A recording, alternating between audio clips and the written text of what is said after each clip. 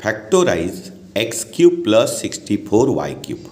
आता इथे x cube आहे प्लस 64 4चा क्यूब आहे म्हणजे 4yचा होल क्यूब.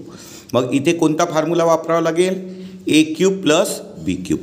तर ए क्यूब प्लस बी क्यूबचा फॉर्म्युला काय आहे?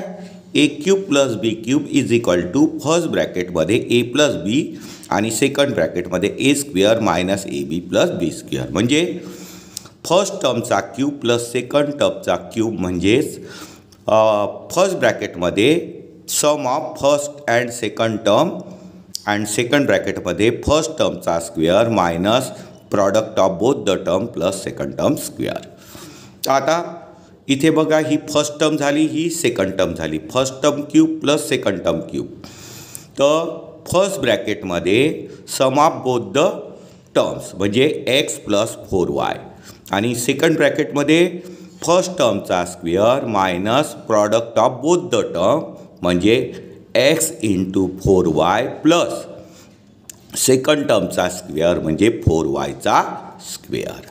मग इथे होईल फर्स्ट ब्रॅकेटमध्ये एक्स प्लस वाय, सेकंड ब्रॅकेटमध्ये x square minus 4 into x y 4xy plus 4चा स्क्वेअर 16 आणि y स्क्वेअर 16y स्क्वेअर.